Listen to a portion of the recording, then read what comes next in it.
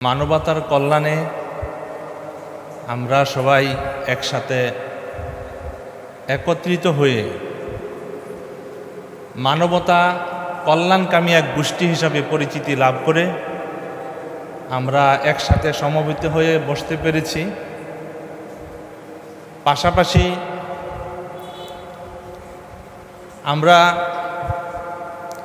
এমন এক চিন্তা চেতনা নিয়ে আমরা এখানে উপস্থিত হয়েছি, শুধু ব্যক্তিগত চিন্তা নয়, সামাজিক চিন্তা নয়, রাষ্ট্রীয় চিন্তা নয়, বিশ্বব্যাপী মানবতার কল্যাণের চিন্তায় আমরা এখানে সমবেত হয়েছি। আমরা সার্বক্ষণিক মানুষের ভিতরে মানবতা প্রতিষ্ঠিত হোক সেই কামনা করি সবসময়। আমরা এমন এক সামাজিক বন্ধনে আবদ্ধ হয়েছি যেখানে মানবতার ছোঁয়া লাগে নাই, সভ্যতার ছোঁয়া লাগে নাই। এমন এক সামাজিক বন্ধনে আমরা আবদ্ধ হয়ে আমরা জিন্দিগি যাপন করছি।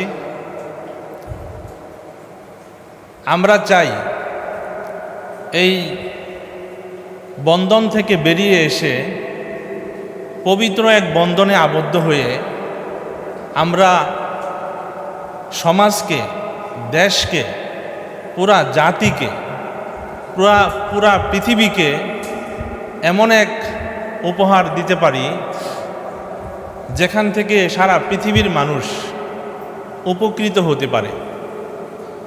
শুধু দুনিয়াতেই নয়, দুনিয়া তো অবশ্যই লাভবান হবে, আখেরাতের যেন পরিপূর্ণতা তাদের জিন্দিগিতে আসে সেই প্রত্যাশা রেখে আমি আমার সংক্ষিপ্ত বক্তব্য আমি শুরু করছি।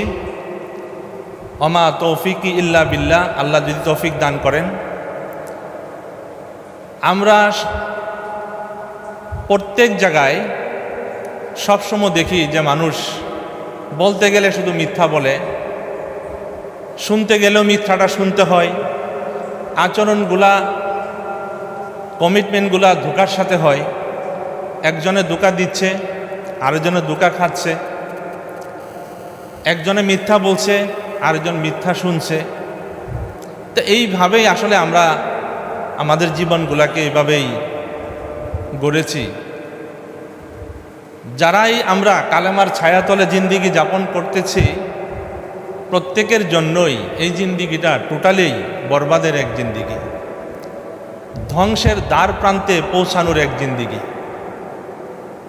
আমরা সত্যকে ভুলে গিয়েছি, সততাকে ভুলে গিয়েছি, মানবতাকে একেবারেই বিদায় করে দিয়েছি সমাজ থেকে।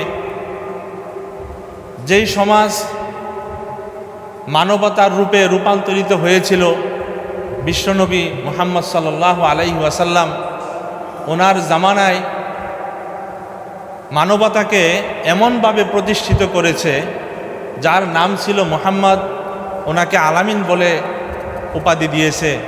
সমস্ত জাতি, সমস্ত গোষ্ঠী, সমস্ত ধর্ম অবলম্বীরা কেউ তাকে মানবতা বিরোধী বলতে পারে নাই, সামাজিকতার বাইরে বলতে পারে নাই। তার মধ্য থেকে এমন কিছু মানুষে পেয়েছে যার মধ্য দিয়ে মানুষ আনন্দে আত্মহারা হয়ে নাম পরিবর্তন করে ফেলেছে। যার নাম ছিল মুহাম্মদ, তাকে এখন আলামিন বলে সম্বোধন করে। এই জন্য আমরা কোনো দল বুঝি না, কোনো গোষ্ঠী বুঝি না, মানবতা হয়েছে সবার ঊর্ধ্বে। মানবতার উপরে কোনো বস্তু আছে, কোনো জিনিস আছে, এটা আমি আমার জানা মতে আমি খুঁজে পাই না। যে যার ভিতরে মানবতা আছে, আমি মনে করব তার ভিতরে পরিপূর্ণতা আছে। আপনি যদি বলতে চান হাদিসের পরিপূর্ণতা সেটাও আছে, আপনি যদি বলতে চান কোরআনের পরিপূর্ণতা সেটাও আছে, আর যদি বলতে চান যে আরও কোনো ধর্মের পরিপূর্ণতা সেটাও এখানে আছে। মানবতা হচ্ছে সারা পৃথিবীর মানুষের জন্য। এই জন্য মানবতা এমন এক জিনিস যেটা সারা পৃথিবীতে বিরামহীন বিচরণ করে, যাকে প্রতিরোধ করার মতো কোনো জাতি পৃথিবীতে সৃষ্টি হয় নাই।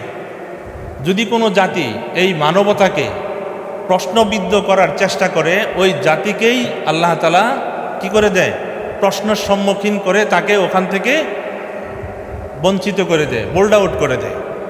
এই জন্য মানবতাকামী আমার ভাই ও বোনেরা, আমার মনের ব্যথা, আমার মনের আগ্রহ, আমার এই ব্যথা থেকে বলতে গেলে অনেক কিছুই বলতে হয়। আমার এই বয়সে আমি যা পেয়েছি বাংলাদেশি হিসাবে, বাংলাদেশের মানুষের কাছ থেকে যা পেয়েছি, মানুষ যেই পথে খুব দ্রুত এগিয়ে যাচ্ছে, টোটালি একটা ধ্বংসের দ্বার প্রান্তে পৌঁছানোর শেষ সীমানায় চলে আসছে। মিথ্যা বলার কারণে, ধোঁকা দেওয়ার কারণে আমাদের সমাজ থেকে সত্য জিনিসটা উঠে গেছে। আমরা যদি কেউ কারো কাছে সত্য একটা কমিটমেন্ট দেই, এই সত্য আর সত্য থাকে না, সত্য মিথ্যায় পরিণত হয়ে যায়। এই জন্য কেউ কাউকে বিশ্বাস করে না। কেউ যদি কারো কাছে আর্থিক সহযোগিতার জন্য হাত বাড়ায়, সে যখন ধোঁকা দেয়, সেও মনে করে যে আমার কাছে সহযোগিতার হাত বাড়াইছে সেও আমাকে ধোঁকা দিবে। এই জন্যই মনে করেছে সেও আরেকজনকে ধোঁকা দিয়েছে। তার কাছে আরেকজন যিনি এসেছে, সত্যিকারেই এক বিপদগ্রস্ত ব্যক্তি এসে হাজির হয়েছে। আসলে আমরা মানবতার দিক থেকে যদি আমরা লক্ষ্য করি, আমাদের মূল লক্ষ্য হইল আমাদের প্রতিবেশী যারা, কে কতটুকু ভালো আছে, কে কতটুকু মন্দ আছে, সেটার খোঁজ খবর নেওয়া। আমরা সেই খোঁজ খবর তো আমরা রাখি না। আমার প্রতিবেশী কেউ যদি বিপদে পড়ে আমার কাছে এসে আকুতি মিনতিও যদি করে, আমি তার দিকে কোনো ভ্রুক্ষেপও করি না, বরঞ্চ দূর দূর করে তাড়িয়ে দেই। একবার নয়, দুইবার নয়, তিনবারও তাড়িয়ে দেই। আমার দায়িত্ব ছিল সে যে বিপদে পড়েছে তার খোঁজ নিয়ে তার বিপদ থেকে তাকে উদ্ধার করা। কিন্তু আমরা এমন এক জাতিতে পরিণত হয়েছি যে আমরা দেখতে অবিকল মানুষের মতো, আসলে আমার ভিতরটার ভিতরে কতটুকু মনুষ্যত্ব আছে এটা যিনি সৃষ্টিকর্তা একমাত্র উনিই বলতে পারবে। আমি শুধু মানবতার গল্প করি, মানবতার সুরে সুর মিলাই, আমি মানবতার নামে আমি বিচরণ করি, আমার ভিতরে মানবতার কোনো ছোঁয়া আমার ভিতরে নাই। এই জন্য মেরে ভাই দোস্ত, যে মানবতা এমন এক জিনিস যা না থাকলে সে মানুষ হিসাবে সে পরিচিতি লাভ করে না। আমরা ছোটোকালে দেখেছি কোনো পিতামাতা যদি কোনো শিক্ষা প্রতিষ্ঠানে সন্তানকে নিয়ে যেত, ওস্তাদদেরকে এইভাবে সম্বোধন করে বলতো যে স্যার বা হুজুর, আমার সন্তান আপনার কাছে দিয়ে গেলাম, আমার সন্তানটাকে একটু মানুষ বানিয়ে দিবেন। উনি এই কথা কখনো বলে না যে আমার সন্তানটাকে বড় ডিগ্রিধারী বানিয়ে দিবেন, আমার সন্তানটাকে বড় একজন ডক্টর বানিয়ে দিবেন, একজন ইঞ্জিনিয়ার বানিয়ে দিবেন, একজন বড় আলেম বানিয়ে দিবেন। এমন কোনো আশা নিয়ে কিন্তু কখনো পিতামাতা ওই শিক্ষা প্রতিষ্ঠানে তার সন্তানকে নিয়ে যায় না। এই জন্য আমরা আসল মূল জায়গা থেকে সরে যাওয়ার কারণে আমরা সর্বস্তরের সুবিধা থেকে, সর্বস্তরের আল্লাহর মদদ থেকে আমরা বঞ্চিত হয়ে গিয়েছি। এই জন্য ভাই ও বোনেরা, আমি আসলে আমার ব্যথা থেকে বলতে চাই যে আমরা মানবতাকে আমরা মূল্যায়ন করব, মানবতাকে আমরা প্রতিষ্ঠিত করব আমার ভিতরে, আমার পরিবারের ভিতরে, আমার সমাজের ভিতরে, আমার রাষ্ট্রের ভিতরে। মানবতার নামে যে সমস্ত জিনিসগুলা বিভিন্ন দেশে চলে, আমরা দেখি অনেকেই মানবতার কাজগুলা করেন, আমরা খুব ব্যথার সাথে, অনেক আবেগের সাথে দেখি, অনেক মনের ভিতরে অনেক ব্যথা লাগে, অনেকেই অনেক কাজগুলা করেন। আমাদের খুব মায়া লাগে যে যে এমন ব্যক্তিরা এমন কাজগুলা করতেছেন যারা আসলে এই কাজগুলা করার কথা না, আল্লাহ তাদেরকে দিয়ে এই কাজগুলা করাইতেছেন। আল্লাহ তাআলার একটা কথা আছে, কোনো ব্যক্তি যদি তার নিজ দায়িত্ব পালনে ব্যর্থ হয়, আমি দায়িত্বহীন ব্যক্তিকে দায়িত্বে বসায় দিব। এটা কিন্তু আল্লাহ তাআলার একটা কথা আছে। তো এই জন্য আমরা যখন নাকি সত্য থেকে বেরিয়ে আসছি, আমরা এখন আমাদের জিন্দিগি নাপাকের সাথে সম্পৃক্ত হয়ে গেছে, মিথ্যার সাথে সম্পৃক্ত হয়ে গেছে। কোনো কালেমাওয়ালার জিন্দিগি মিথ্যার সাথে সম্পৃক্ত হইতে পারে না, ধোঁকার সাথে সম্পৃক্ত হইতে পারে না, আর অসৎ লেনদেনের সাথে সম্পৃক্ত হইতে পারে না। এই জন্য আমি আমার পক্ষ থেকে আমি যেই কথাগুলো বলতে চাই, যেগুলো হইছে দুনিয়াতে যখন আমরা বিচরণ করব, এমন এক জাতি হিসাবে বিচরণ করব যে কেউ আমাকে বলতে না পারে যে আমি কারো উপরে অন্যায় করেছি, কারো উপরে জুলুম করেছি, কারো উপরে অত্যাচার করেছি, এমন কোনো পরিচয় যেন আমার দুনিয়াতে না থাকে। আমি দুনিয়াতে এমন এক পরিচয় লাভ করতে চাই, যেই পরিচয় সবচেয়ে দুর্বল মানুষের পরিচয়। দুর্বল হয়ে দুনিয়াতে যদি বিচরণ করতে পারি, তো আখেরাতে আল্লাহ তাআলা সবচেয়ে সবল বানিয়ে উঠাবেন। আর দুনিয়াতে যদি আমি সবচেয়ে সবল হয়ে বিচরণ করি, মানুষের উপরে জুলুম করতে থাকি, মানুষের উপরে অন্যায় করতে থাকি, ব্যভিচার করতে থাকি, মানুষের অর্থ আত্মসাৎ করতে থাকি, মানুষের হক কেড়ে নিয়ে আমি যদি ভোগ করতে থাকি, আমি এক জালেম নামে আল্লাহর শত্রু হিসাবে আমাকে আখেরাতে উঠাবে, যার জন্য ফলাফল রেখে দিয়েছে জাহান্নাম। যে জাহান্নামে যাওয়ার জন্য কোনো ব্যক্তি কিন্তু আসলে রাজি না।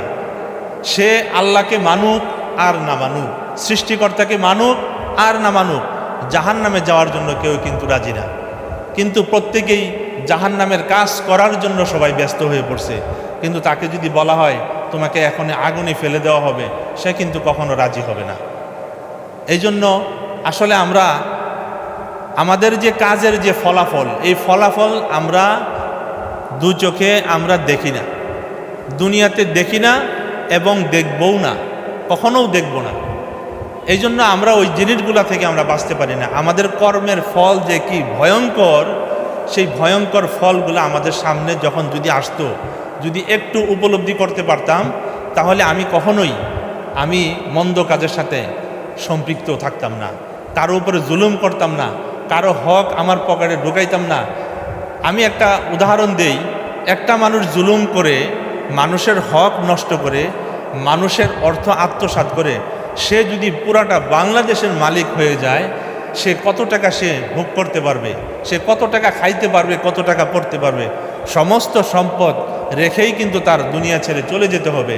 সুতরাং সে শুধু একটাই অর্জন করবে, যে সে একজন জালেম হিসাবে আজীবন তার নাম থেকে যাবে, যে এমন এক ব্যক্তি বাংলাদেশে ছিল, সে সারা দেশের মানুষের উপরে জুলুম করেছিল। একটা নাম থাকবে, তার নামটা মানুষের ধিক্কারের সাথে স্মরণ করবে, যার নাম মানুষে এখনও ওই মির্জাফরের নাম এখনও মানুষে মির্জাফর এমন এক শব্দ হিসাবে মানুষ উচ্চারণ করে যে মির্জাফরই করেছে, হ্যাঁ, যার নাম হচ্ছে গাদ্দার। তো এই জন্য আমরা আসলে দুনিয়া তো আমার তকদিরে যতটুক লেখা আছে আমি অতটুক পাবো। কারো হক নষ্ট করে, কারো উপরে জুলুম করে আমার জিন্দিগিকে বরবাদ করব না। হ্যাঁ, তা আমরা যদি এইভাবে আমরা মানুষের পাশে মানবতা নিয়ে, সততা নিয়ে যদি আমরা মানুষের পাশে দাঁড়াইতে পারি, আশা করি আমাদের এই সফলতার সাথে সবাই, সর্বস্তরের মানুষ আমাদের সাথে সম্পৃক্ততা প্রকাশ করবে। আমি চাই শুধু মুখের বলার মধ্য দিয়ে আমাদের বাস্তবতা নয়, আমরা যেই উদ্যোগে আমি এই জগতে কখনো কথা বলি নাই, আমি ইউটিউব, ফেসবুক, অনলাইন কোনো লাইনে আমি কখনো কথা বলি নাই। আমি এক ব্যথা নিয়ে আমি এই জগতে এসেছি। সারা দেশের মানুষের কাছে, সারা পৃথিবীর মানুষের কাছে আমি একটাই বার্তা দিতে চাই, যেই বার্তা মানুষকে সত্যের দিকে আহ্বান করবে। এমন এক সত্য মানুষের জিন্দিগিকে নাপাক থেকে পবিত্রতার জিন্দিগি উপহার দেবে। সেই সত্যের দিকে আমি আহ্বান করি। মানুষ শুধু বলার মধ্য দিয়ে মানুষ নিজেকে সফলতা খুঁজে বেড়ায়। আমি চাই শুধু বলার মধ্য দিয়ে নয়, আমি যেই কথাগুলা বলছি সেই কথাগুলা সমাজে, রাষ্ট্রে বাস্তবতায় রূপ দেওয়ার জন্য আমি সবাইকে আহ্বান করব। আমি বাস্তব রূপ নিয়ে মাঠে ময়দানে কাজ করার জন্য আমি 24 ঘন্টা প্রস্তুতি নিয়েই কিন্তু আমি নেমেছি।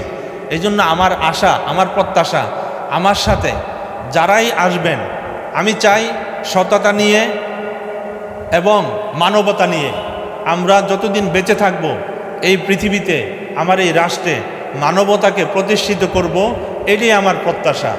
মানুষ যত বঞ্চিতর খাত আছে প্রত্যেকটা বঞ্চিতর খাত যেন আল্লাহ আমাদের হাত দিয়ে যেন পুরা করায়, এটাই আমি সবার কাছে আমি আশা করব।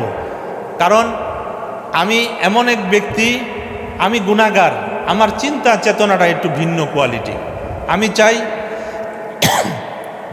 আমার দ্বারা কোনো কিছু হবে না, আমার সাথে যারা সঙ্গ দিবে, আমার সাথে যারা থাকবে, আমি তাদের সহযোগিতায় আমি এই কাজগুলো করতে চাই। আমার দ্বারা কিছু হবে না, আমার যোগ্যতা নাই, আমার কোনো কিছু নাই, আমি এটুকু জানি।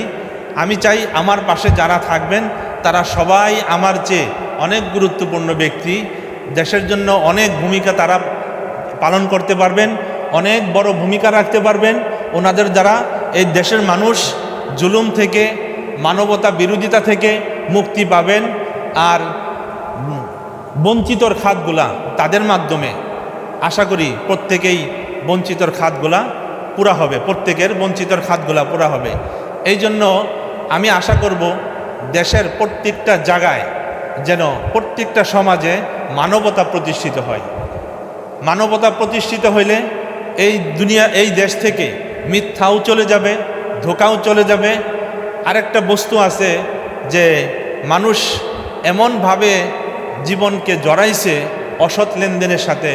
আমি একটা ঘটনা শুনেছি যে এক লোক 3 বছর আগে 3,20,000 টাকা এক লোকের কাছ থেকে নিয়েছে, 4,68,000 টাকা দিয়েছে 3 বছরে।